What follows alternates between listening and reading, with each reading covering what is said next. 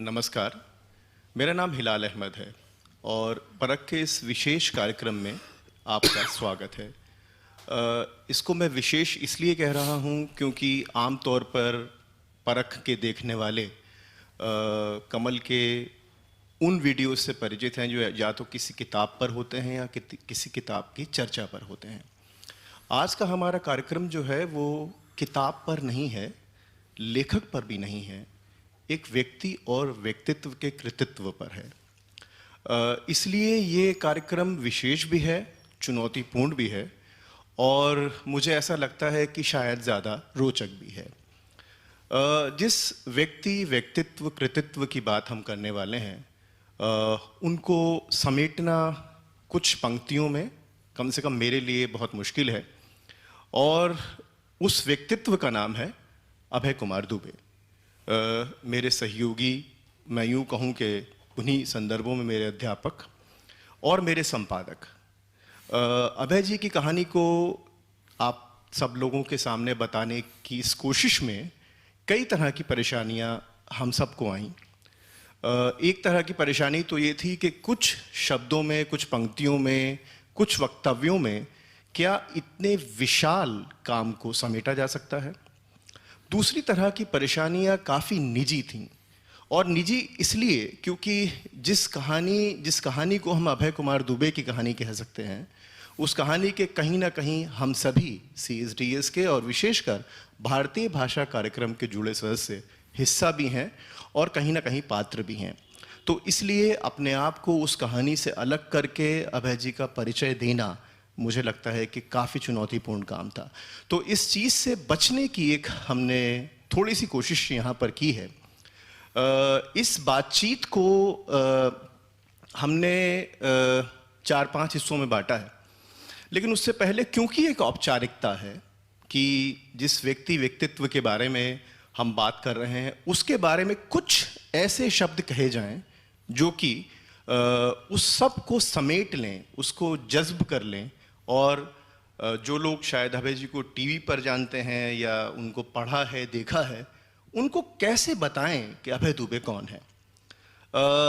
मेरी रुचि फिल्मों में है और अगर मैं ये कहूँ कि अभय दुबे हमारी एकेडमिक दुनिया के देवानंद हैं तो उसमें अतिशयोक्ति नहीं होगी, क्योंकि वो सदाबहार हैं और अपने आप के बारे में भी वो एक बात कहते हैं कि मैंने अपने आप को कई बार री इन्वेंट किया है, पुनर्स्थापित किया है। ये री इन्वेंशन, ये अपने आप को पुनर्स्थापित करने की बात दरअसल अभय कुमार दुबे को एक प्रक्रिया बनाती है और इस प्रक्रिया का सबसे महत्वपूर्ण पक्ष अगर मैं ये कहूँ कि वो देवानंद हैं तो मैं ये भी कहूँगा कि वो हमारी दुनिया के पीटर पैन भी हैं, क्योंकि जो उनमें मासूमियत है किसी चीज़ को जानने की वो भी अपने आप में अतुलनीय है। ये दो जो प्रतीक हैं, देवानंद का प्रतीक और पीटर पैन का प्रतीक, मुझे लगता है कि ये मेरी अपनी निजी राय है कि वो जो उनकी मानसिक और बौद्धिक जो प्रक्रियाएं हैं उनको समेटता है। इसी चीज़ को थोड़ा सा व्यवस्थित करने के लिए हमने इस बातचीत को कुछ इस तरह से बांटा है। बातचीत के 5 हिस्से हैं। पहले हिस्से में हम कोशिश करेंगे कि अभय जी के आरंभिक जीवन और विशेषकर उनके रुझानों, बौद्धिक रुझानों पर बात करें। दूसरे हिस्से में हम उनके राजनीतिक जीवन पर बात करें और हमको ये याद रखना चाहिए कि अभय जी के लिए बौद्धिक काम और राजनीतिक काम में बहुत अंतर नहीं रहा है। तो ये बहुत दिलचस्प होगा दूसरे हिस्से में इस बात को जानना कि दरअसल उनकी बौद्धिकता की राजनीति क्या है, क्या रही है और आज वो उसको किस नज़र से देखते हैं।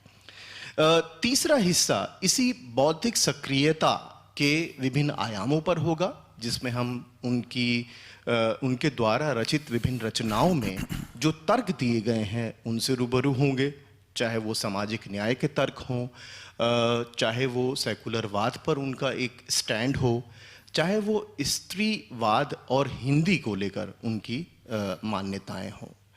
चौथा खंड जो है वो अभय जी के जीवन का एक बड़ा महत्वपूर्ण खंड है और जैसे मैंने कहा कि उसके कहीं ना कहीं पर हम सभी भारतीय भाषा कार्यक्रम के लोग उसका हिस्सा है, पात्र है, और वो है हिंदी में समाज विज्ञान करना। और पांचवा हिस्सा अभय जी का वो हिस्सा है जो कि शायद सबसे ज़्यादा सार्वजनिक है। वो एक पब्लिक इंटेलेक्चुअल हैं, एक जन बुद्धिजीवी हैं। तो अभय दुबे अपने आप को, और वो अक्सर ये बात कहते हैं कि अभिव्यक्ति का कोई मौका छूटना नहीं चाहिए। तो क्या उनकी अभिव्यक्तियां रही हैं? उन अभिव्यक्तियों को करते समय जिन संदर्भों के अंदर वह अभिव्यक्तियां की गई हैं, उनको लेकर वो क्या सोचते हैं? और सबसे महत्वपूर्ण बात कि क्या उन अभिव्यक्तियों के साथ जब वो आगे बढ़े तो पीछे की अपनी मान्यताओं को कैसे देखते रहे हैं।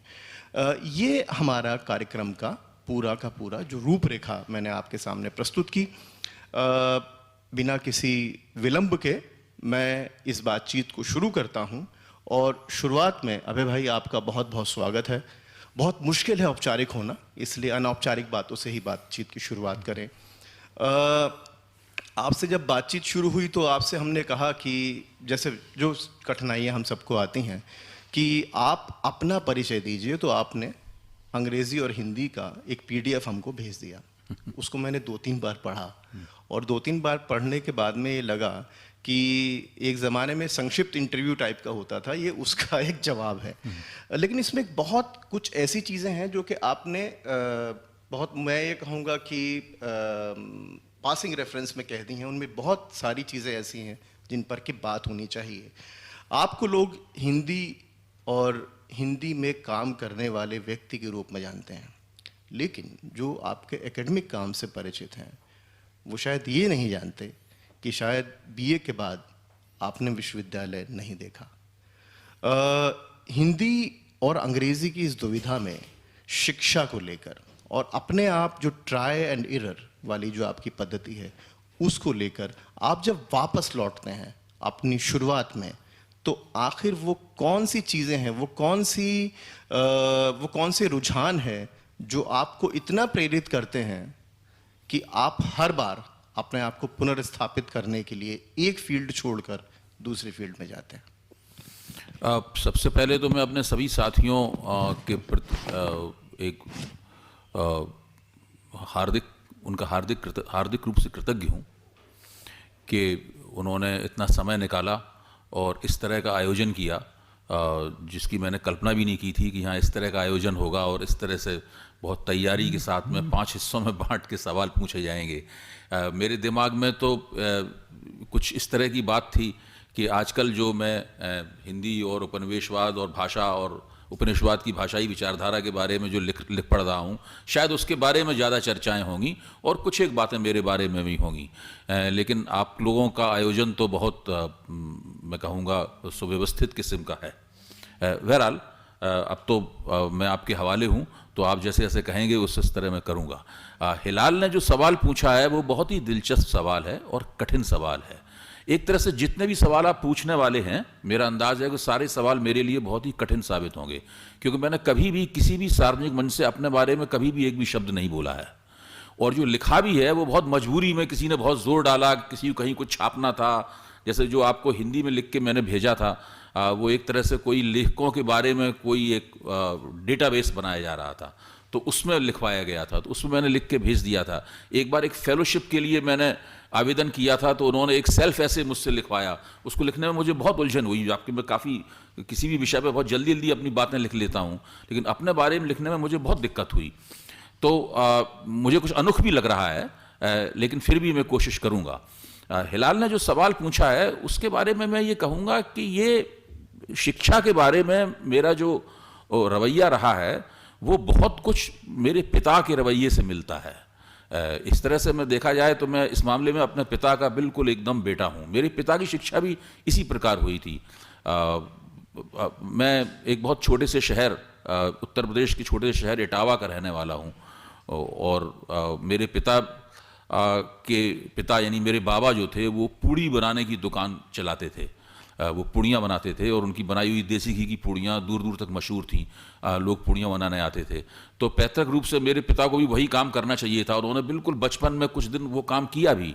कढ़ाइयों को साफ़ करना और बाज़ार से सब्ज़ी खरीद के लाना वगैरह वगैरह, सब्ज़ी काटना, आलू काटना, टमाटर काटना। लेकिन जल्दी ही वो उससे उकता गए और वो अपना संतोष व्यक्त करते हुए घर छोड़ कर चले गए। इसको घर से भाग जाना भी कहते हैं। और वो जगह जगह घूमते रहे, लखनऊ गए, दिल्ली गए, और फिर वो गांधी जी के असहयोग आंदोलन में शामिल हो गए और जेल चले गए और स्वतंत्रता संग्राम सेनानी के तौर पे उनकी यात्रा हुई। तो उनकी जो पढ़ाई लिखाई, शिक्षा दीक्षा हुई, वो कांग्रेस के कार्यकर्ता के रूप में हुई और जेलों में हुई। जेलों में वो बहुत बड़ी बड़ी हस्तियों के संपर्क में आए और उन्होंने उनसे काफ़ी कुछ सीखा।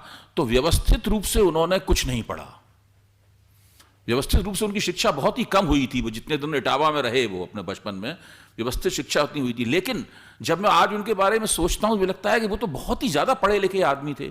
उनकी बहुत अच्छी अंग्रेज़ी थी, बहुत अच्छी उर्दू थी, हिंदी के तो वो पत्रकार और लेखक थे ही, बहुत ओजस्वी वक्ता थे और बंगला भी जानते थे, क्योंकि उन्होंने राष्ट्रीय आंदोलन के दौरान एक तरह से बंगला भी सीख ली थी। हमारे घर में उर्दू का अखबार आता था और वो नियमित रूप से हमारी अम्मा और हमारे पिता, जिनको मैं चाचा जी कहता था, वो लोग उर्दू का अखबार पढ़ते थे।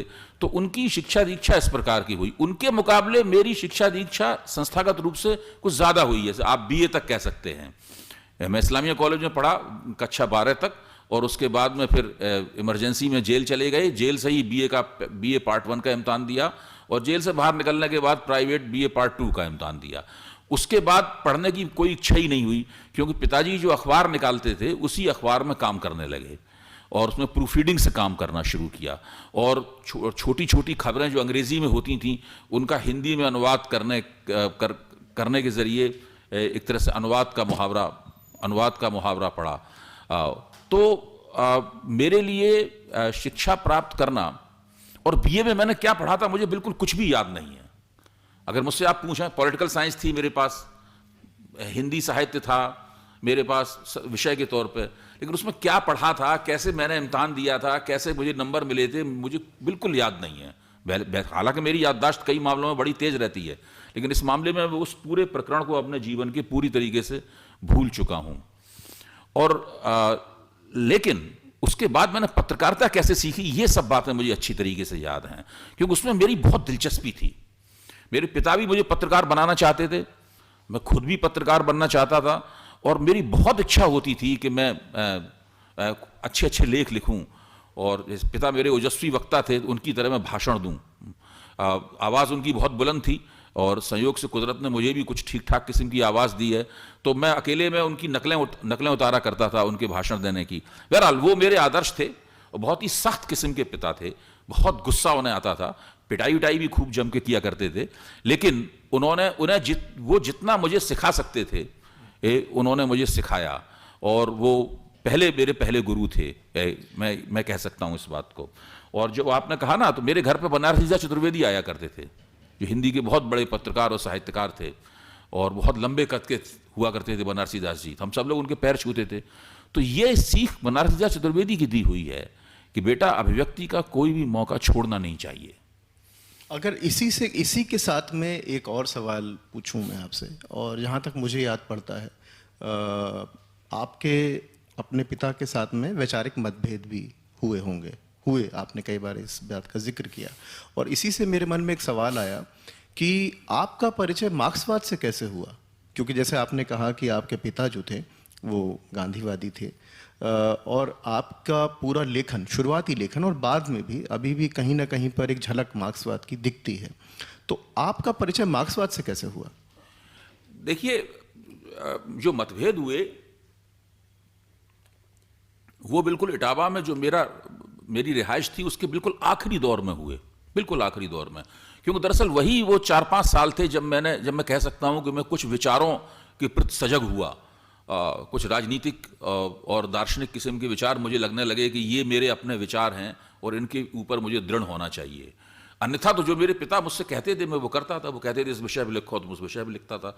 वो कहते थे कि वहाँ चले जाओ, रिपोर्टिंग करो, ऐसा लिखो, इस विषय पे संपादकीय लिखो, इस चीज़ का अनुवाद करो। तो जो वो कहते थे वो मैं करता था, क्योंकि वो मेरे नेता भी थे, मेरे गुरु भी थे और पिता भी थे। तो एक तरह से मैं पूरी तरीके से उनकी बौद्धिक अनुकृति था, पूरी तरीके से बौद्धिक अनुकृति था। मेरी शक्ल सूरत भी उनसे बिल्कुल ठीक मिलती थी, मेरी आवाज़ भी बिल्कुल वैसी थी, कद काठी भी वैसी थी। लोग भी कहते थे इस बात को कि द्विवेदी का लड़का तो बिल्कुल द्विवेदी जैसा है। बहरहाल, तो उन्हीं दोनों वहाँ पर एक छात्र नेता थे इटावा में, उनका नाम था कमल सिंह, कॉमरेड कमल सिंह हम लोग कहते थे उन्हें। तो वो हमारे अखबार में काम करने के लिए आए कुछ दिनों के लिए। पिताजी उन्हें जानते थे, पिताजी के पास आए तो उन्होंने उनको रख लिया अखबार में काम करने के लिए, और उनसे बातचीत हुई तो उनके जरिए मुझे मार्क्सवाद का परिचय प्राप्त हुआ। फिर उन्होंने बहुत सी छोटी छोटी किताबें जो है मुझे दी पढ़ने के लिए मार्क्सवाद के ऊपर, जो शुरू में हिंदी में थी, फिर बाद में अंग्रेज़ी में भी हुई। फिर मैं उन किताबों को पढ़ता रहा और मुझे बहुत ज़्यादा उसमें लगा कि ये दुनिया को देखने की, इंसान को देखने की, हर राजनीति को देखने की, अपने समाज को देखने की बिल्कुल नई दृष्टि है। तो ये मार्क्सवाद से ये मुझे ये नहीं पता था कि वो CPI-ML में हैं कमल सिंह। दरअसल CPI-ML के एक गुट से उनको निकाल दिया गया था, तो वो बीच में दूसरे गुट की तलाश करते हुए बीच में कुछ दिनों पत्रकारिता में अपना वक्त निकाल रहे थे। मुझे नहीं पता था। फिर उन्होंने मुझे चारू मजूमदार की रचनाएं पढ़ने के लिए दी, फिर उन्होंने मुझे सरोज दत्त की रचनाएं पढ़ने के लिए दी। तो इन सब से पढ़ के सीधे सीधे जिस चीज़ को मार्क्सवाद कहते हैं वो दरअसल CPI-ML मार्ग का मार्क्सवाद था। तो CPI और CPM के जरिए जाने की बजाय बहुत कम उम्र में ही मेरा सीधा प्रवेश जो है वो CPI-ML के मार्क्सवाद में हो गया। इमरजेंसी लगी, इमरजेंसी में मैं जेल गया। जेल में बहुत समय था, और वहाँ पर चूंकि हम लोग राजनीतिक कैदी थे इसलिए अलग बैरक में रखे जाते थे, और मेरी उम्र बहुत कम थी, तो मैं सारे जो राजनीतिक नेता और पत्रकार बैरक में बंद थे उन सबके स्नेह का पात्र था। उनके घर से जो खाना आता था, मिठाई आती थी, सबसे पहले मुझे खिलाई जाती थी, क्योंकि मेरी बहुत कम उम्र थी, दाढ़ी मूछ भी ठीक से नहीं निकली थी। 1975 में क्या स्थिति होगी आप लोग अंदाज़ा लगा सकते हैं।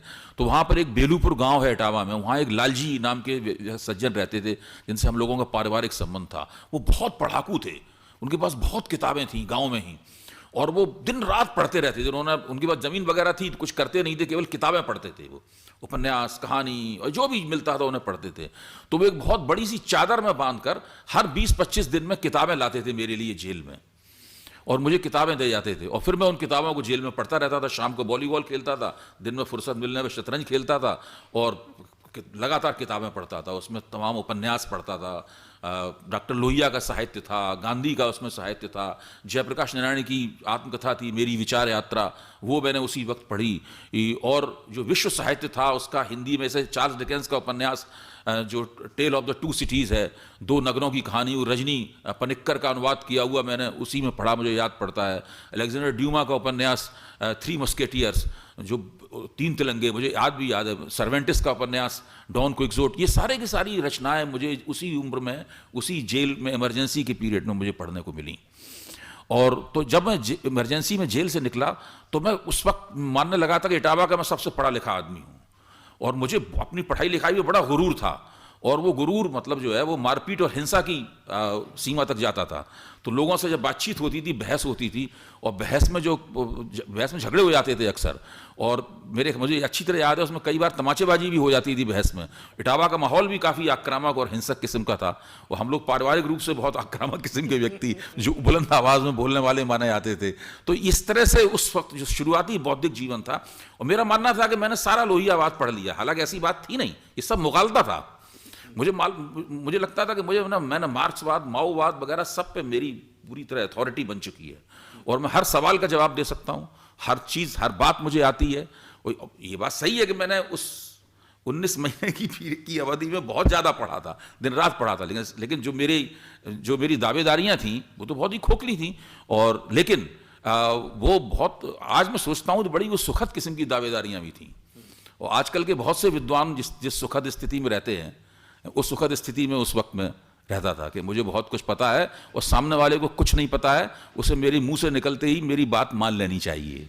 अभय भाई, इस बात पर दोबारा लौटें जी। कि जब आप जेल से निकले तो उस समय तक आपका परिचय मार्क्सवाद से हो चुका था, एक खास किस्म के मार्क्सवाद से आपका परिचय हो चुका था। जी। और आप ऐसा कह रहे हैं कि, और जिससे आभास ही आ रहा है कि जो ट्रेनिंग थी आपकी, उसमें मार्क्सवाद ने निश्चितता दे दी। ऐसा लगा कि उसने आपको ये तय करा दिया कि ये A+B=C होगा, तो इस तरह की एक समझ आपकी विकसित होने लगी। जब ये समझ विकसित हुई तब आपने जो आपका मूल काम था, पत्रकारिता और लेखन, उसको आपने किस नज़रिए से देखा? जो शब्द हमारे यहाँ बार बार आता है करियर, मुझे लगता है कि शायद उस दौर में ये शब्द आपके लिए उतना करियर वाले सेंस में नहीं रहा होगा, उसका कुछ और मायने होगा। दुनिया बदलने की लड़ाई, दुनिया को अच्छी तरह मुझे लगता है समझना नहीं, बदलना। तो आप आज जब अपने उस युग को याद करते हैं तो आप इसे कैसे देखते हैं? देखिए, मेरे पिता वहाँ से एक अखबार निकालते थे, दैनिक देश धर्म, जो मुफस्सिल जर्नलिज्म का एक बड़ा उम्दा उदाहरण था। बहुत कम संसाधनों से अखबार वो निकाला गया था। पिताजी बड़े मशहूर पत्रकार थे, उससे पहले वो आगरा का जो सैनिक अखबार है उसके संपादक भी रह चुके थे। अज्ञे जी भी ने काफ़ी दिन तक सैनिक का संपादन किया है, तो वो दरअसल उस श्रेणी के पत्रकार थे। तो उन्होंने जब इटावा से अखबार निकाला और वहीं उसी अखबार में मेरी बुनियादी शिक्षा दीक्षा हुई पत्रकारिता में, तो मैं और वो उस अखबार से मुझे मेरे परिवार की कुछ आर्थिक उन्नति भी हुई। तो एक बहुत ही खुशहाल मध्यवर्गीय जीवन हम लोगों को मिलने लगा। ऐसे कि मान लीजिए हम लोगों की इतनी हैसियत हो गई थी कि हम लोग एक पुरानी कार खरीद सकें और एक मोटरसाइकिल खरीद सकें जब चाहें तब। मतलब इस तरह के एक 30-35 आदमी उस अखबार में काम करते थे, तो हम लोगों को वेतन भी देते थे। तो उसमें एक मालिक की छवि भी, आत्म छवि बन जाती है उसके अंदर। तो ये सारी स्थिति थी। तो कैरियर के लिहाज से मैं तो सोचता था कि मैं तो ये पिताजी के बाद मैं इस अखबार का मालिक बनूंगा और मैं इस अखबार को और आगे बढ़ाऊंगा। और मेरी योजनाएं थी कि मैं इसको इटावा के साथ साथ आगरा से भी निकालूंगा, जो कि एक बड़ा 2 घंटे, इटावा से 2 घंटे की 120 किलोमीटर की दूरी पर एक शहर है आगरा, ऐतिहासिक शहर। तो वहाँ से निकालूंगा, तो उसके लिए कुछ पूंजी जमा की जाएगी। तो इस तरह की योजनाएं मेरी थीं। लेकिन 1975 में क्या हुआ, जब इमरजेंसी में जेल चले गए तो उससे अखबार की आर्थिक माली हालत बिल्कुल बिगड़ गई और वो सारी की सारी उसको आगरा ले जाने की योजनाएं जो हैं वो धूल धूसरित हो गई। उसको चलाए रखना ही मुश्किल हो गया। इंदिरा गांधी की सरकार ने उसके विज्ञापन सब बंद कर दिए। अखबार का कोटा जो मिलता था, उन्होंने न्यूज़ प्रिंट की कोटा बहुत महत्वपूर्ण होता था, वो कोटा भी बंद कर दिया गया। मतलब अखबार बंद होने की कगार पे आ गया। लेकिन किसी तरीके से उसको चलाए रखा गया उसको। लेकिन उस प्रक्रिया में उसका बड़े आगरा या कानपुर ले जाके उसका विकास करने की योजना पूरी तरीके से समाप्त हो गई। उसी दौर में मैं उत्तरोत्तर मार्क्सवाद का जो उस वक्त का सबसे रेडिकल संस्करण था उसके संपर्क में आता चला गया। तो मुझे बहुत सी चीजें व्यर्थ की लगने लगी। मुझे लगा ये तो क्रांति की आवश्यकता है, अखबार निकालने से तो कोई समस्या हल होने वाली है नहीं जो है, और क्या होगा सब। मतलब मुझे लगने लगा कि अब तो रेवोल्यूशन होनी चाहिए। तो इस प्रक्रिया में बार बार जो है वो मेरे पिता से बहस होने लगी। और मेरे पिताजी भी बहुत अपने विचारों के प्रति दृढ़ थे, उग्र भी थे, अपनी शैली भी उनकी बहुत गुस्से वाले थे। तो वो बहुत कई बार झगड़ा उनसे हुआ। बहुत वो विवाद एक बार इतना बढ़ा 1979 में, मुझे लगा कि मुझे ये घर छोड़ देना चाहिए। और मैंने फिर एक दिन मेरे नाम जो बैंक अकाउंट था उस बैंक अकाउंट को मैंने सरेंडर कर दिया बैंक में जाके। उसके अंदर उस वक्त 5-6 लाख रुपए थे उस बैंक अकाउंट में, क्योंकि मैं अखबार का पूरा प्रबंधन करता था। उसको सरेंडर कर दिया। मेरे नाम जो एक वाहन था उस वाहन का रजिस्ट्रेशन भी मैंने कचहरी में जाकर सरेंडर कर दिया। और अपने पिता को कुछ नहीं बताया, केवल अपनी अम्मा को बताया कि अब मैं नहीं रहूँगा, अब मैं जा रहा हूँ। और एक लाल रंग का मेरे पास एक एयर बैग था, उसमें मैंने कुछ कपड़े डाले और मेरे पास शायद 200-250 रुपये थे। उनको लेके मैं रात की गाड़ी से जो है वो दिल्ली चला आया। मतलब जो है दिल्ली में CPI-ML से संबंधित लोग थे, डी प्रेमपति थे, आनंद स्वरूप वर्मा थे, और भी पार्टी के लोग थे, उनसे मेरा पहले से परिचय था। तो सीधे स्टेशन से मैं उन लोगों के पास गया और उनको जैसे लगा कि उन्हें मेरी ही तलाश थी, तो उन्हें लगा कि ये बंदा आ गया है और ये बहुत से काम पार्टी के कर सकता है। और उन्होंने तुरंत मुझे, मतलब 24 घंटे के अंदर अंदर, पार्टी उस वक्त पूरी तरीके से अंडरग्राउंड थी, इंडियन पीपुल्स फ्रंट बनाने की योजनाएं चल रही थी, और पूरी तरीके से उन्होंने मुझे अपनी पार्टी के काम में ले लिया। और फिर तो मेरे पास शुरू के 7-8 महीने तक कोई भी घर नहीं था। मैं वो लाल बैग अपने साथ रखता था और कभी आनंद स्वरूप वर्मा घर सो जाता था, कभी डी प्रेमपति घर सो जाता था, कभी एक और हमारे मित्र थे पुरुषोत्तम जो कि पहाड़ के थे और ताला फैक्ट्री में मजदूर थे, उनके पास चला जाता था। कभी और एक चमड़े का काम, मोची का काम करते थे रामलाल जी, तो वो करोल बाग में वो फुटपाथ पे बैठ के जूते बनाते थे हैं, तो उनके घर चला जाता था। तो इस तरीके फिर या पार्टी कह देती थी तो यात्रा करके बिहार चले जाते थे या कलकत्ता चले जाते थे। तो मतलब वो शुरुआती पूरा जो जीवन था वो इसी तरीके से गुजरा। और मुझे न पैसे की ज़रूरत महसूस होती थी, ना मुझे कपड़ों की ज़रूरत महसूस होती थी, और इस काम को करने में मुझे किसी किस्म की कोई शारीरिक तकलीफ भी नहीं होती थी।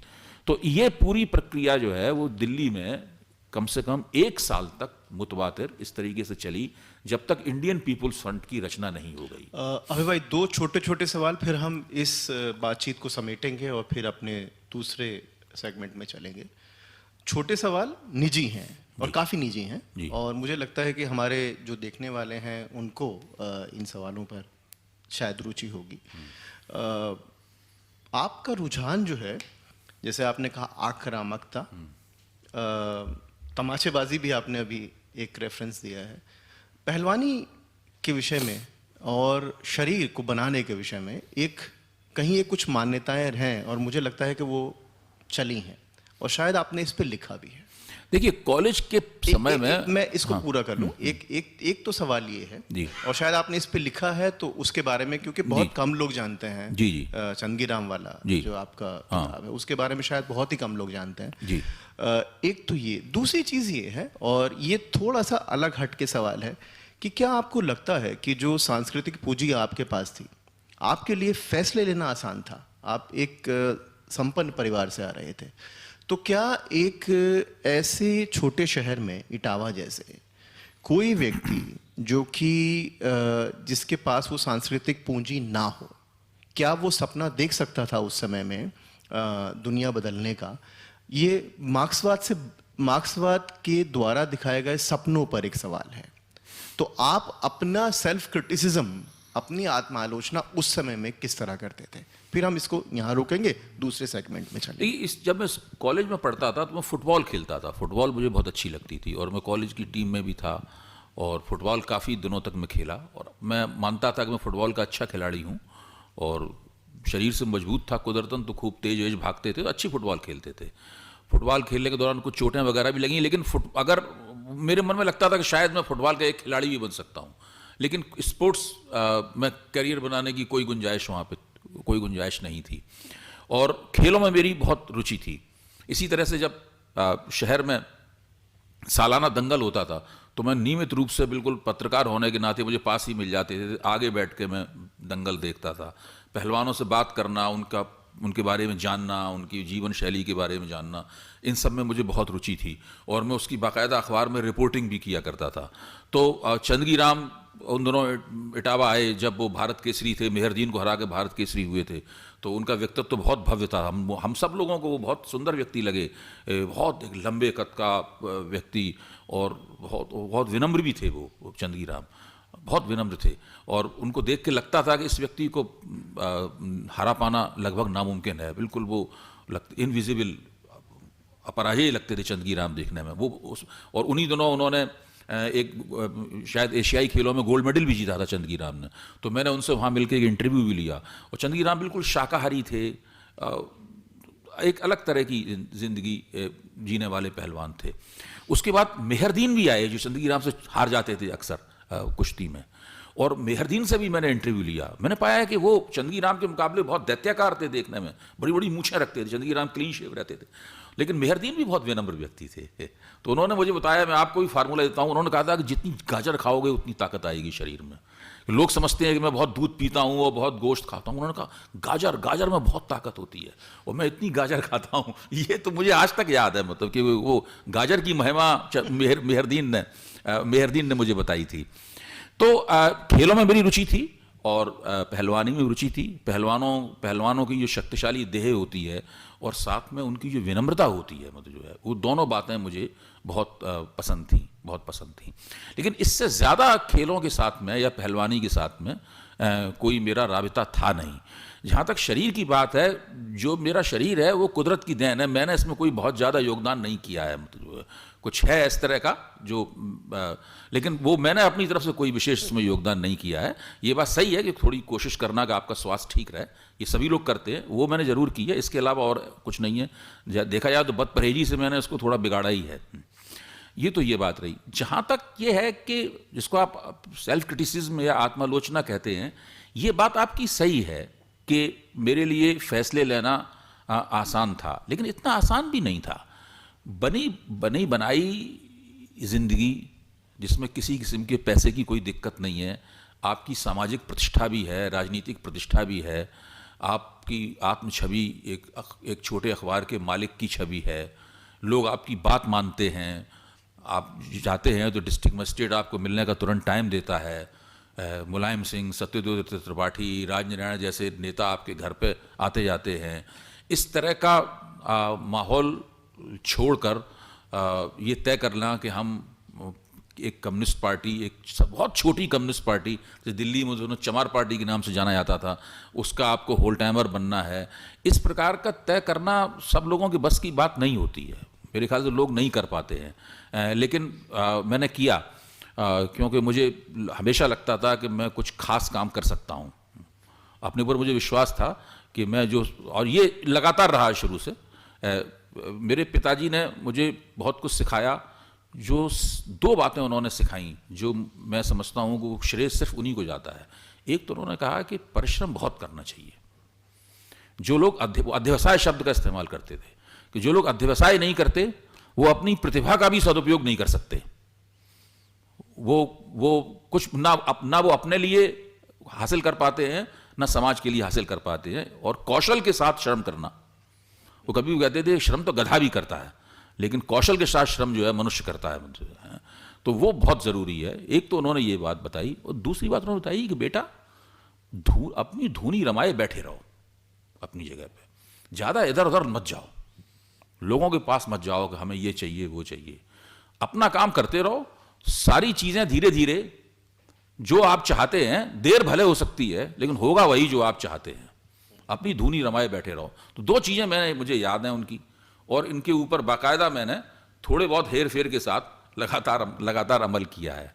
तो इसको आप आत्मालोचना कह रहे हैं, मुझे नहीं लगता कि वो निर्णय हमने लिया। मेरे लिए निर्णय ना आसान भी था, क्योंकि सांस्कृतिक पूंजी इसको आप कह रहे हैं, वो मेरे पास बहुत अच्छी, वो श्रेय भी मेरे पिता को जाता है, मेरी माँ को जाता है। मेरी माँ भी अध्यापिका थी, तो वो उनको जाता है श्रेय। सांस्कृतिक पूंजी वो है, लेकिन वो सांस्कृतिक पूंजी तो मेरे परिवार में सभी को उपलब्ध थी। वो मेरे छोटे भाई को भी उपलब्ध थी, मुझसे जो बड़े भाई थे उनको भी उपलब्ध थी, मेरी बहनों को भी उपलब्ध थी सांस्कृतिक पूंजी। वो धन भी सबके लिए उपलब्ध था। यहां तक कि जो पूरा दुबे खानदान था सबके लिए सांस्कृतिक पूंजी उपलब्ध थी। जब उन्होंने अखबार निकाला था सबको उन्होंने निमंत्रित किया था कि आइए हमारे साथ जुड़ के काम कीजिए, मतलब जो है। लेकिन अपने पिताजी के पास जो बौद्धिकता थी और जो लेखन कला थी, जो उनकी वक्तृत्व कला थी, अगर उसको थोड़ा कुछ ग्रहण किया तो सिर्फ मैंने ग्रहण किया उस पूरे पर विशाल परिवार में से, मतलब जो है। बाकी और कोई उस सांस्कृतिक पूंजी का कोई लाभ नहीं उठा पाया। एक सवाल अगले सेगमेंट में हम लोग इसको डिटेल में ले सकते हैं। वो ये कि आपने कहा कि एक आपकी जो छोटी पार्टी थी उसको चमार पार्टी कहा जाता था। वो उससे बड़ा सवाल जुड़ जाता है, वो ये कि ये वामपंथी आंदोलन को फिर, है ना, जो कि जाति के सवाल को हमेशा इतना सीरियसली लेती आई थी कि उसकी आइडेंटिफिकेशन ही एक खास अनुसूचित जाति के साथ है दिल्ली में कम से कम। तो लेकिन क्या होता है कि बीएसपी जैसी पार्टी का उभार होता है और ये वामपंथी पार्टियां लगातार उस पीछे छूटती चली जाती हैं। पूरे उत्तर भारत या दीगर जगहों पर भी ये इतिहास दोहराया जाता है। तो इस पर आप अपने ऑब्जर्वेशन और टिप्पणियां देंगे तो बड़ा अच्छा रहेगा। अभय जी, मैं चाहता हूं कि आप थोड़ी रोशनी अपने माताजी के बारे में और माताजी का आप पर जिस तरह का प्रभाव बौद्धिक या आपके व्यक्तित्व पर पड़ा, उसके बारे में भी कुछ बताएं। बहुत अच्छा पूछा प्रभात आपने। मेरी माता का नाम रामवती दुबे था, और वो अपने शादी से पहले भी दुबे थी और शादी के बाद भी दुबे हुई। तो उनका शुरुआती जीवन बहुत ही दुखद बीता। मेरे पिता से उनकी दूसरी शादी हुई थी। उनकी पहली शादी जिनके साथ हुई थी, उनसे उनके 2 बच्चे हुए, 2 लड़कियां हुईं, और फिर उनका देहांत हो गया उनके पति का, वो विधवा हो गई। और फिर वो जीवन यापन के लिए, चूँकि मेरी नानी भी अध्यापिका थी नगर पालिका के स्कूल में, और हमारी माँ की जो 2 बड़ी बहनें थीं, मौसियाँ जो हमारी थीं, वो भी अध्यापिका थीं, तो फिर मेरी माँ भी अध्यापन कार्य करने लगी। वहाँ का एक नॉर्मल स्कूल था, उसके अंदर अध्यापन कार्य करने लगी अपना जीविकोपार्जन के लिए। तो एक फिर उनकी मेरे पिता से मुलाकात हुई और उन दिनों विधवा विवाह करना ख़ासतौर से कान्यकुब्ज ब्राह्मणों में अपने आप में एक बहुत ही दिक्कत तलब काम था। लेकिन मेरे पिताजी बहुत दृढ़ निश्चयी व्यक्ति थे, तो एक बार जब उन्होंने तय कर लिया तो उन्होंने उनसे विवाह करने का फैसला किया, और जिससे उन्हें अपने परिवार में और ख़ानदान में बहुत झगड़ों का सामना करना पड़ा। तो एक तरह से कुछ दिनों के लिए पूरे ख़ानदान से उनका नाता टूट गया और उन्होंने उस जगह भी रहना छोड़ दिया जहाँ वो पहले रहते थे। अपना उन्होंने जो पैतृक घर था वो दूसरों को दे दिया और वो खुद दूसरी जगह मकान किराए पे लेके मेरी माँ के साथ रहने लगे। उन्होंने बाकायदा उनके साथ शादी की। तो और चूँकि मेरी माँ अध्यापिका थी तो उन्होंने बचपन में मुझे बहुत अच्छी तरीके से पढ़ाया, और वो जिस स्कूल में पढ़ता था तो वहाँ मैं अकेला ऐसा छात्र था जिनकी माँ वहाँ आती थी और उसकी अध्यापकों से पूछती थी कि मेरा बेटा कैसा पढ़ रहा है। तो बहुत उन कड़ाई से उन्होंने ध्यान रखा कि मैं सब चीज़ें पढ़ूं, कोई गलती तो नहीं कर रहा हूँ, किसी गलत सोबत में तो नहीं हूँ, इधर उधर नहीं हूँ। तो इन सब बातों का बहुत उन्होंने ध्यान रखा। तो उनकी अंग्रेजी का ज्ञान तो उनका बहुत शुरुआती किस्म का था, लेकिन हिंदी उनकी बहुत अच्छी थी और उर्दू उनकी बहुत अच्छी थी। उर्दू उन्होंने बाकायदा पढ़ी थी, और तो वो उन्होंने इन सब चीज़ों में मैं समझता हूँ, इसीलिए मैं कहता हूँ कि जो सांस्कृतिक पूंजी है जो माँ बाप से मुझे प्राप्त हुई, उसके प्रति जो मेरी कृतज्ञता है उसकी तो कोई सीमा ही नहीं है। बहुत बहुत शुक्रिया अभय जी। एक छोटी सी बात हिलाल और बोल दूं, जिसको आप लोग आक्रामक और तमाचेबाजी वाली बात कहते हैं, आज हमेशा मैं इन बातों के बारे में कभी कभी सोचता हूँ अकेले में बैठा हुआ, तो मुझे बहुत अपने ऊपर हंसी आती है। और आप देखिए सामाजिक माहौल इटावा का कैसा था। जिस एक सामाजिक माहौल में एक बौद्धिक घर में पैदा हुआ लड़का भी एक बिल्कुल ऐसे काम कर सकता है जो बौद्धिक नहीं है, क्योंकि वहाँ सब लोगों की आत्म छवि जो है इस तरह की है कि अगर आप शारीरिक रूप से मजबूत नहीं हैं और आप किसी को उठा के अगर नहीं पटक सकते हैं तो फिर आप इस समाज में टिकने की स्थिति आपकी नहीं है। ऐसा माहौल वहाँ पे है, और मेरा मानना है आज भी वहाँ पे ऐसा माहौल है। ये माहौल आज तक वहाँ का बदला नहीं है। बहुत बहुत शुक्रिया अभय जी आपका। इस सेगमेंट में हम अपनी बात को यहीं रोकेंगे, और जो अगला हमारा बातचीत का सेगमेंट है उसमें हम ज़्यादा गहराई से उन राजनीतिक विषयों पर बात करेंगे जिनको लेकर अभय जी ने जैसा अभी बताया कि घर छोड़ा और घर छोड़ने के बाद में होल टाइमरी करने लगे। तो वो राजनीतिक सफ़र कैसा रहा, और उस राजनीतिक सफ़र में दिल्ली में जो पत्रकारिता का उनका दौर चला, विशेषकर जनसत्ता के समय में, तो हम उस पर बात करेंगे। तो हम इस सेगमेंट को यहीं पर रोकते हैं। आप सबका बहुत बहुत शुक्रिया।